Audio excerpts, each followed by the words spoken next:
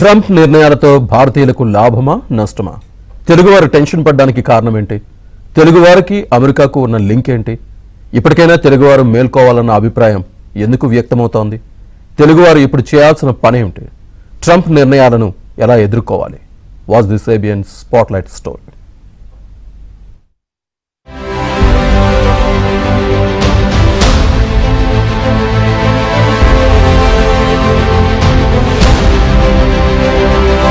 America వెళ్లేందుకు తెలుగువారు పోటీ పడటం ఈనాటిది కాదు.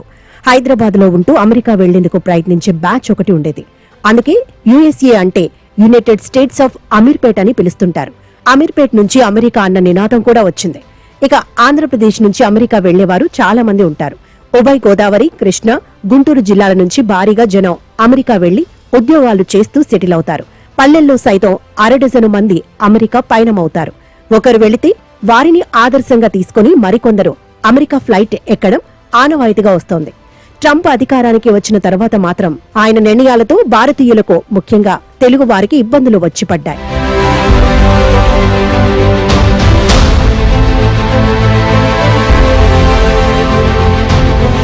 అమెరికా పేరు చెప్పగానే తెలుగు విద్యార్థులే గుర్తుకు వస్తారు. అక్కడ చదివే విదేశీ విద్యార్థుల్లో 72% మంది, అంటే 3,20,000 మంది భారతీయులుంటారు. అందులో ఎక్కువ మంది చదువు పూర్తయిన తర్వాత H1B వీసాపై ఉద్యోగాలు పొందుతారు. కొందరు ఇండియా నుంచి H2B వీసాలపై వెళతారు. ఐటీ, టెక్నాలజీ రంగాల్లో నిపుణులకు H1B వీసాలు ఇస్తుంటారు. ఈ క్రమంలో అమెరికాలో లక్షలాది మంది టెకీలో H1B వీసాలపై పనిచేస్తారు.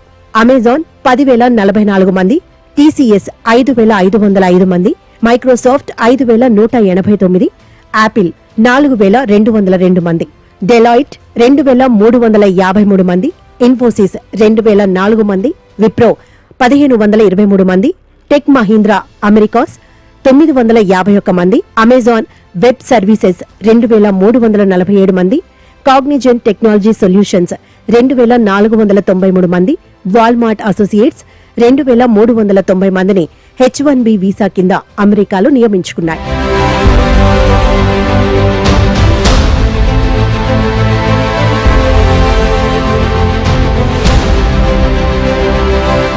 భారత కంపెనీలు వేలాదిగా H1B వీసాలను స్పాన్సర్ చేస్తున్నాయి. వీసా ఫీజులు వాళ్లే చెల్లిస్తుంటారు. అయితే ఇప్పుడు H1B వీసా ఫీజు భారీగా పెంచేశారు. దానివల్ల $13 మిలియన్ వీసా ఖర్చు ఇప్పుడు $1.34 బిలియన్ చేరుకుంటుంది. అది కంపెనీల లాభాల్లో 10% సమానం. గతేడాది గణాంకాల ప్రకారం మొత్తం H1B వీసాల్లో 71% భారతీయులకు దక్కగా వారిలో 35% మంది తెలుగు రాష్ట్రాల వారు ఉంటారని నిపుణుల అంచనా. అమెరికాలోని భారతీయ విద్యార్థుల్లో 56% మంది తెలుగు రాష్ట్రాల వారే ఉన్నారని అమెరికా కాన్సులేట్ అధికారులు కొద్ది నెలల క్రితం ప్రకటించారు. విద్యార్థులు OPTIAలోగా H1B వీసాలకు దరఖాస్తు చేసుకుంటారు. పైగా తెలుగువారు చదువుకునేందుకు అమెరికా వెళుతున్నారంటే అక్కడ తొలుత H1B, తర్వాత గ్రీన్ కార్డ్ పొందేందుకేనని చెప్పాలి.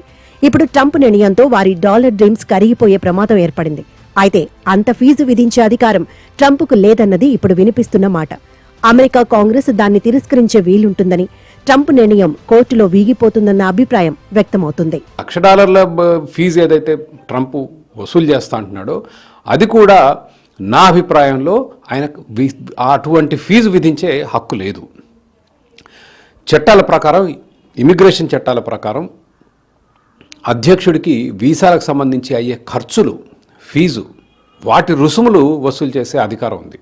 వీసా ఫీజు కానీ ఇతర దేశాల నుంచి ఎవరు అమెరికా లోపలికి రావచ్చు, రాకూడదనే ఆంక్షలు విధించే హక్కు కూడా ఉంది. కానీ ఆర్థికపరమైన విషయాలు, ప్రత్యేకంగా $1,00,000 ఫీజు నమోదు మోపటం అంటే ఇది ఖర్చులకు సంబంధించిన విషయం కాదు. ఇది తప్పకుండా పార్లమెంట్కి వెళ్ళాలి. అంటే అమెరికాలో కాంగ్రెస్ హౌజు, సెనెట్లో, అక్కడ చట్టసభల్లో ఉన్న ప్రజాప్రతినిధులు నిర్ణయం తీసుకోవాల్సింది. భారతదేశంలో ఆయన అంతే.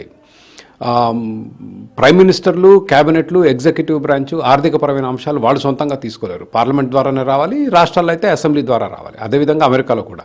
కాబట్టి ఈ $1,00,000 ఫీజు ఏదైతే ట్రంప్ మోపారు H1B వీసాల మీద, ఇది కోర్టుకు వెళ్తే ఇది నిలబడదనేది నా భావన. అమెరికాలో తెలుగువారు అన్ని రాష్ట్రాల్లో విస్తరించి ఉన్నారు.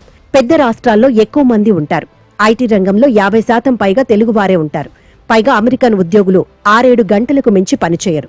తెలుగువారు 9 నుంచి 11 గంటలు పనిచేసేందుకు కూడా వెనకాడరు. విధి నిర్వహణతో శక్తి వంచన లేకుండా పనిచేస్తారు. ఇచ్చిన పని పూర్తయ్యే వరకు ఇంటికి వెళ్లరు. ఆ సంగతి కంపెనీల పెద్దలకు బాగానే తెలుసు. ట్రంప్కు తెలియకపోవడమే ఇప్పుడు పెద్ద సమస్య. కంపెనీలు ఇంతకాలం అమెరికన్ల కంటే H-1B వీసా పొందిన వారితోనే ఉద్యోగంలో కొనసాగించేందుకు ఇష్టపడుతూ వచ్చాయి. 2025 ఆర్థిక సంవత్సరంలో అమెరికాలోని ఒక సాఫ్ట్వేర్ కంపెనీ 5,000కు పైగా H-1B వర్కర్లను రిక్రూట్ చేసుకుంది. ఇదే సమయంలో అది పలు విడతల్లో 15,000 మంది అమెరికన్లను ఉద్యోగాల నుంచి తొలగించింది. 2025లోనే అమెరికాలోని ఓ ఐటీ కంపెనీ 1,700 H-1B వర్కర్లను భర్తీ చేసుకుంది. ఈ కంపెనీ జూలైలో ఓరెగాన్లో ఏకంగా 2,400 మంది అమెరికన్ వర్కర్లను తప్పించింది. 2022 నుంచి 2025 వరకు మరో ఐటీ కంపెనీ ఏకంగా 27,000 మంది అమెరికన్లను ఉద్యోగాల నుంచి తొలగించింది. ఆ 3 ఏళ్లలో ఇది ఏకంగా 25,000 H-1B వీసాలను జారీ చేసింది.